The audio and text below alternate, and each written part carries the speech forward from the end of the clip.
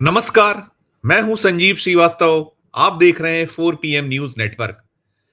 Delhi high court के जज justice Yashwant Verma सुर्खियों में है। लगातार मीडिया उन्हें छाप रहा है। छाप क्यों रहा है? देश जानता है कि उनके घर से, जब उनके घर में बीती 14 मार्च को आग लगी थी, तो बहुत बड़ी तादाद में कैश मिला है। 15 करोड़ रुपए मिलने की आरंभिक सूचना है, और वो जले अधजले नोट, वो भी कहीं ना कहीं रहस्य बने हुए हैं। और इस पूरे मामले में जांच का क्रम जारी है। सरकार इस मुद्दे पर चुप्पी साधे हुए वो कुछ बोल नहीं पा रही है। 10 दिन हो चुके हैं, और 10 दिनों बाद बहुत सारे सवाल खड़े हुए हैं। और क्या होगा इन जस्टिस यशवंत वर्मा का भविष्य, उसे लेकर भी बहुत सारे सवाल हो रहे हैं कि क्या ये भी छोड़ दिए जाएंगे या इन्हें जेल जाना होगा।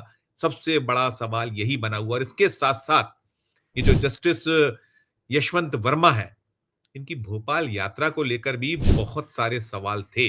दरअसल जिस दिन इनके दिल्ली स्थित सरकारी आवास पर आग लगी, उस दिन जस्टिस वर्मा भोपाल में थे, अपनी पत्नी के साथ भोपाल पहुंचे हुए थे। सवाल यही हो रहा था कि आखिर वो भोपाल में थे क्यों? उनकी यात्रा का मकसद क्या था? और जो कुछ था, उसके पीछे क्या था? तो अब निकल कर ये आ रहा है, जो हमने इस बारे में पता किया है। रविवार का दिन है। हमने जो सूचनाएँ एकत्र की है, क्योंकि सामने आया है इस पूरे मामले में कि कैसे, जो जब उनके घर दिल्ली में आग लगी थी, तो जस्टिस वर्मा भोपाल यात्रा पे, तो यहाँ दरअसल होता ये है कि कोई भी जस्टिस, खासकर हाई कोर्ट के जज हों या और भी जो लोअर कोर्ट के जज हों, जिला अदालतों के जज हों, उन्हें लेकर एक प्रोटोकॉल है, और जब वो यात्राएँ करते हैं, उसकी सूचनाएँ देना होती हैं। और यशवंत ये जो वर्मा है, जस्टिस यशवंत वर्मा, इनकी जो भोपाल यात्रा थी 14 मार्च की, उसे लेकर भी बाकायदा मध्य प्रदेश की जो सरकार के अधीन आने वाला जो पूरा प्रोटोकॉल है, उसे सूचना दी गई थी, सूचना थी। जो जस्टिस वर्मा से जुड़ा पड़ताल के बाद निकल कर सामने आया है, वो ये निकल कर आया है कि वे भोपाल में जो नेशनल लॉ अकादमी है, उसमें एक आयोजन था, उसके लिए वो यहाँ पहुँचे हुए थे। उनकी पत्नी उनके साथ थी। उस आयोजन में उन्होंने हिस्सा लिया। 14 मार्च को आयोजन था, और हुआ ये था कि जैसे ही इन्हें अपने घर में आग लगने की भनक लगी, ये सूचना रात 11 साढ़े 11 बजे के आसपास इन्हें मिल पाई थी। और जैसे ही भनक लगी, सूचना मिली, उसके बाद इनके चेहरे पर हवाइयाँ उड़ती देखी गई, जो इनसे इनकी जो प्रोटोकॉल में जुड़े हुआ अमला था, सोर्सेस हैं, सूत्र हैं, वो बताते हैं कि बेचैनी थी। और निश्चित तौर पर किसी के घर में आग लग जाए तो बेचैन होना स्वाभाविक है। और बेचैनी के साथ-साथ चिंता भी थी, और ये भी था कि कितनी जल्दी कैसे दिल्ली पहुँचा जा सके।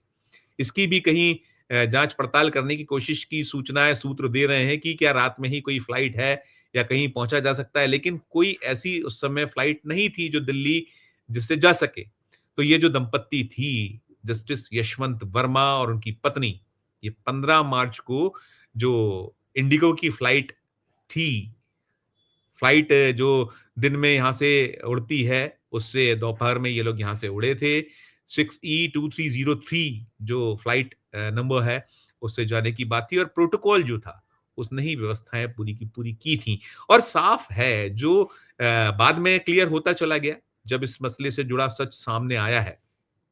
3 दिन हो गए हैं लगभग इस ये मामला सुर्खियों में। जब टाइम्स ऑफ इंडिया ने जो अपनी एक धमाका किया, स्टोरी हुई, उसमें ये निकल कर आया है कि जज साहब के यहाँ बहुत बड़ी तादाद में कैश मिला है। 15 करोड़ रुपए कैश मिलने की सूचनाएँ रही हैं। और इसके बाद से लीपापोती और तमाम आरोप-आक्षेप हो रहे हैं।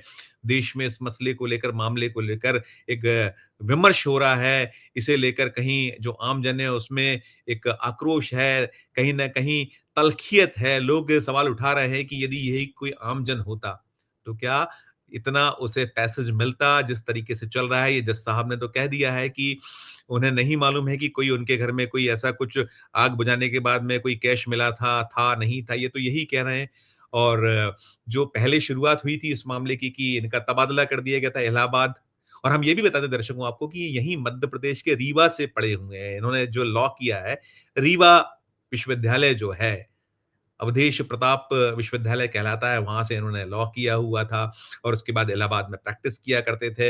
इलाहाबाद में प्रैक्टिस के बाद ही इनका जो ये जज की सेवा के लिए सिलेक्शन हुआ और सिलेक्शन के बाद में वो जज हो गए, जज के बाद में दिल्ली तबादला हो गया हाई कोर्ट और दिल्ली से जुड़ा जो पूरा मसला मामला है, बहुत सारा एक अब जाँच जो चल रही है, विभिन्न कोणों पर चल रही है और बहुत सारे सवाल हो रहे हैं। इसमें ये भी निकला था कि जो आरंभिक रिपोर्ट है, वो चीफ जस्टिस ऑफ इंडिया को पहुँचा दी गई है, शुरुआती रिपोर्ट और इसमें बहुत सारी चीज़ें रही कि जो दिल्ली का जो दमकल महकमा है, उसके भी कहीं बयान बदलने की सूचनाएँ आ रही थी, वहाँ के अफ़सरान, वहाँ का अमला अलग-अलग बातें कर रहा था, लेकिन ये भी निकला है कि जो एक कर्मी था, जो सफाई कर्मी उसने बताया कि बहुत बड़ी एक संख्या में जले हुए नोट, तादाद में नोट वहाँ मिले थे, उसने वहाँ सफाई की थी, अलग-अलग हैं, सब एंगल पर, कोणों पर जाँच चल रही है, हो रहा है। लेकिन जो भोपाल कनेक्शन की बात थी कि भोपाल आखिर उस दिन क्यों थे? जब 14 मार्च वाले दिन, जिस दिन इनके निवास पर आग लगी थी, आवास पर आग लगी थी और जिसमें सब कुछ जो खासकर जो निकला है कि बहुत बड़ी तादाद में इनका जो कैश, कथित कैश जला है, हालाँकि जज साहब ने तो इनकार किया है। अब जाँच-पड़ताल पूरा का पूरा मामला मसला चल रहा है और सवाल यही हो रहे हैं कि क्या कुछ ऐसे मामलों में हो सकता है, होना चाहिए, इसकी मीमांसा हो रही है। खबरें भी हैं, जो विशेषज्ञों से बात की गई है, तो विशेषज्ञ यही कहते हैं कि यदि कहीं कोई आम जन के यहाँ से ऐसा कुछ होता, तो तय समय सीमा में उसे सोर्स बताना होता और कहीं जो धन कानून जो घोषित है, उसकी श्रेणी में और ब्लैक मनी का केस बन सकता था और ये भी है कि जो इम्यूनिटी है, जजों को इम्यूनिटी मिली हुई है, उसे लेकर भी सवाल हैं। तो कहा ये जा रहा है जो विशेषज्ञ हैं, जो रिटायर्ड जस्टिस हैं, उनका यही कहना है कि जो जज के सरकारी बंगले पर भारी मात्रा में जला कैश मिला है, जज घर में संवैधानिक कार्य नहीं कर रहे थे। बेहिसाब कैश रखना न्यायिक काम भी नहीं, ऐसे में इम्यूनिटी यानी संवैधानिक सुरक्षा किस बात की? सवाल बिल्कुल सही उठाए जा रहे हैं और जैसा हम कह रहे हैं कि बहुत सारे इसमें वीडियो सबूत हैं, इसमें जो है अलग-अलग तरीके से चीज़ें निकली हैं और ये जो कैश मिलने को बाद जो पंचनामा की बात है, कहा जा रहा है कि पुलिस ने कैश मिलने की सूचना हाई कोर्ट के चीफ जस्टिस को दी, पंचनामा कर कैश जब्त करना था, एफआईआर करके आयकर विभाग को सूचना देनी थी, पता लगाना था कैश वहाँ क्यों था, किसका था और कैसे पहुँचा था। फिर ये भी है कि ये स्पष्ट नहीं कि नोट कहाँ है, अगर नष्ट कर दिए गए तो किसने किए, अगर नोट गायब है तो वीडियो को सही साबित करने वाला अहम सबूत गायब है, सबूत मिटाने का केस भी बनता है।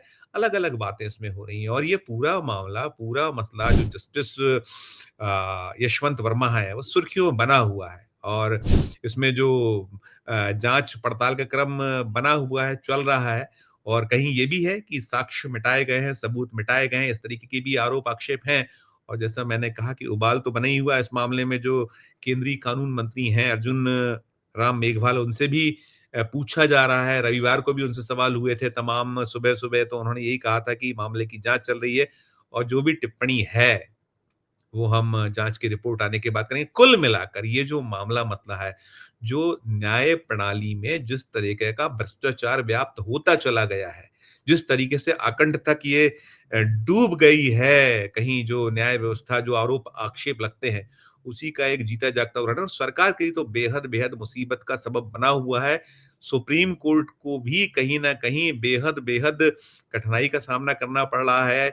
बहुत सारे सवाल उठ रहे हैं, अब ये भी हो रहा है कि इस पूरा जो मसला सामने है, इसके बाद एक अलग तरह की संहिता बननी चाहिए, खासकर जो ये इम्यूनिटी है, जो संवैधानिक सुरक्षा वाला जो एक पेंच फँसा दिया जाता है, उससे इस पूरे के पूरी जो न्याय प्रक्रिया है, इसको मुक्त करना चाहिए। इससे जुड़े लोग हैं, इससे जुड़े जो न्यायाधीशगण हैं, उन्हें मुक्त करना चाहिए और कॉलेजियम सिस्टम सब पर सवाल है।